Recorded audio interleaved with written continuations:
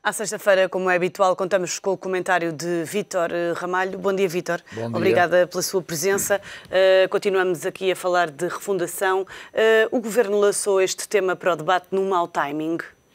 Vamos lá ver, o Governo lançou, para a perspectiva do Governo, num bom timing, mas numa visão política de curtíssimo prazo.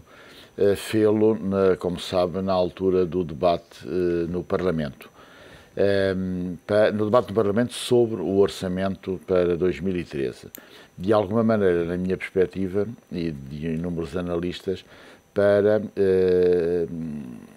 condicionar a discussão do próprio orçamento aos objetivos que o Governo fixou. Isto porquê? Porque este orçamento, nós temos que ser muito realistas na análise dele, é um orçamento que vai ser inexecuível. Não é possível, de facto, cumprirem-se os objetivos traçados e, sobretudo, quando há uma repercussão muito significativa do ponto de vista fiscal sobre os contribuintes. Eu queria recordar que praticamente há, em termos dessa sobrecarga geral dos impostos, um agravamento quer para os rendimentos mais baixos, acima de 7.000 euros, quer para os rendimentos mais altos que foram diminuídos na sua massa tributária, acima de 80.000 euros. Por outro lado, como sabe, a situação decorrente do incumprimento do próprio objetivo do déficit para este ano é uma realidade, apesar da revisão que a quinta avaliação da Troika determinou. O que quer dizer, quando nós chegarmos ao final do primeiro trimestre do próximo ano, vamos ter aqui um imbróglio muitíssimo sério. Por efeito disto, o Governo desviou as atenções falando em refundação do memorando. Os conceitos em política devem ser muito precisos. Eu não sei o que é refundar um memorando. Admito que se possa falar em refundação de partidos, refundação de instituições, porque são realidades que dependem da vontade dos próprios agentes que fazem parte dessas instituições ou desses partidos. Falar em refundar um memorando significa que se tem que aceitar que a outra parte negocial, neste caso a Troika, está também de acordo em rever a situação do memorando. Mas não foi evidenciado em que termos e de que forma. Aliás, quando o Primeiro-Ministro falou. Mais tarde veio o Dr. Marques Mendes, alegadamente como analista, mas assumindo o papel de porta-voz do Governo, porque há hoje ministros governamentais e ministros ex-governamentais. E eu acho que o Dr. Marques Mendes é um ministro ex-governamental, ou seja, não faz parte do Governo, mas é porta-voz dele. Anunciar que, afinal, esta dita refundação se traduz na necessidade de haver cortes nas despesas do Estado e, sobretudo, nas despesas sociais. E, a partir daí, começou a falar-se, de facto, em cortes da ordem de 4.000 milhões de euros, que o Dr. Marcos Mendes, aliás, exemplificou aonde é que eles teriam lugar nas funções sociais do Estado, na educação, na saúde, sobretudo nestas áreas. Eu perguntava-lhe se este era o mau timing do Governo, tendo em conta que a reforma do Estado é a questão, ou uma das questões mais importantes para Portugal, desde logo pelas implicações que tem na vida dos portugueses. Bom, falar-se na reforma do Estado significa falar-se nas funções soberanas do Estado.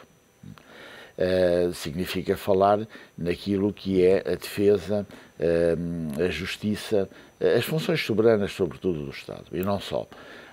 O Governo apresentou esta perspectiva, começando pela refundação do memorando, mais tarde pela necessidade da reforma do Estado, sem evidenciar em que sentido é que ela vai ser feita.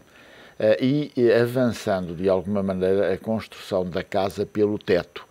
Mas se refundar o Estado quiser dizer mais eficiência, maior rigor e mais transparência, o PS deveria estar disponível para participar dela? Vamos lá ver, quando se vai para uma mesa negocial tem que saber ao que se vai. Não basta invocar um conceito genérico e dizer venha cá discutir isto. O Governo, que é o impulsionador deste objetivo, tem que exemplificar e explicitar o que é que vai fazer. Ora, isto em termos da opinião pública, sinceramente, o que resvala é que esta dita reformulação do Estado ou reestruturação das funções soberanas do Estado tem a ver com cortes e a continuação desses cortes, sem se indicar uma linha de rumo. Ora, isto é subverter completamente os objetivos que, ao nível político, um governo deve ter. Aliás, vai verificar, com certeza, sem que eu seja futurólogo ou bruxo, que tudo isto vai dar mau resultado. Está na cara que isto vai dar mau resultado. Nós estamos a esconder sistematicamente a cabeça debaixo da areia. Dá mau resultado, vai dar mau resultado no Orçamento do Estado, que é incumprível relativamente à execução dele. Volto-lhe a repetir, vai ser incumprível. E aí, quais são as consequências? Vai suscitar aquilo que já devia estar a ser trabalhado, que é renegociar. Eu estou muito de acordo com o Conselho Económico e Social, que avança para a necessidade de haver uma renegociação da dívida, e com vários analistas, entre os quais hoje, numa entrevista que dá exatamente ao Diário Económico, o João Ferreira do Amaral. Isso é evidente que vai ser feito. E tem que ser feita uma renegociação que calendarize novos timings, 5, 10 anos, eu diria, na melhor das hipóteses, para além da revisão das próprias metas que foram fixadas em termos do financiamento. Isto é uma questão absolutamente essencial. É uma loucura aquilo que está a ser feito, e é uma loucura que é visível. Isto está a afastar. É visível, é evidente para quem? Para o Governo não parece ser. Mas, ouça, para a generalidade das pessoas, dos cidadãos. Mas é o dos Governo cidadãos, que comanda os destinos do país. Não, ouça, quando um Governo se começa a distanciar da opinião pública, isso é visível já na Europa. Veja o seguinte, a senhora Merkel vem a Portugal. Aqui há uns anos atrás era impensável que houvesse mecanismos alegadamente de defesa, como se o país estivesse a ser invadido, porque vem, neste caso, uma líder de um país europeu. A Portugal vai haver a suspensão do tráfego aéreo durante a presença dela em Portugal, e há lanchas pelo Tejo para proteger o que é. Nós não estamos em guerra. Isto evidencia um distanciamento enorme dos cidadãos em relação à política que está a ser traçada. E também aqui em Portugal.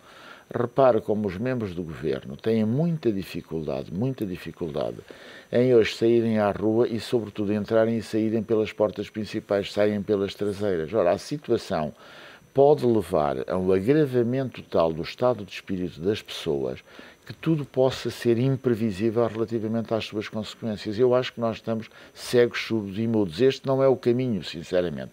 A própria doutora Teodora Cardoso, que fala na necessidade da austeridade, que ninguém, aliás, põe em causa, avançou na intervenção que ontem teve, e também isso foi patente na intervenção do Presidente do Conselho Económico e Social, o engenheiro Silva Peneda, na necessidade de nós repensarmos realmente tudo isto.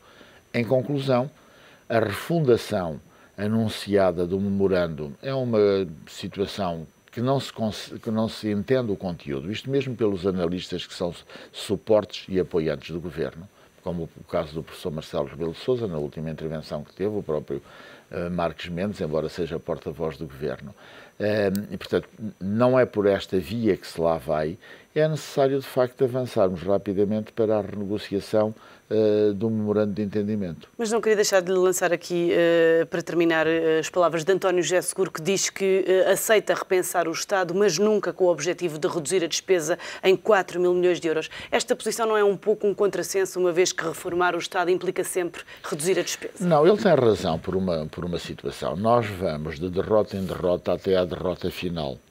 Eu queria chamar-lhe a atenção que todos os objetivos, nós temos que ser realistas na vida, todos os objetivos traçados pelo Governo falharam. Olha, falharam os objetivos relativamente ao crescimento, quer em 2012, quer na perspectiva de 2013. Falhou a perspectiva da taxa do desemprego, e de uma forma muito significativa. Falhou a avaliação do consumo. Portanto, todos os indicadores económicos falharam clamorosamente. Persistir em cortes, anunciando vagamente que são necessários mais 4 mil milhões de euros, confundindo isto com a refundação do memorando para as funções soberanas do Estado, sem se indicar quais elas são, e chegando-se ao ponto, eu queria lhe chamar a atenção disto, na intervenção do próprio, na penúltima intervenção do próprio Marcos Mendes, de se admitir que os cortes nas funções soberanas do Estado vão até à venda de parte das nossas florestas e à privatização de funções essenciais do Estado, eu diria-lhe o seguinte, para não encobrir as palavras, eu acho que está tudo completamente doido e que qualquer dia a concepção minimalista do Estado vai levar a que o Estado não tenha um único instrumento para salvaguardar em momentos determinantes da vida dos cidadãos a sua própria razão de ser.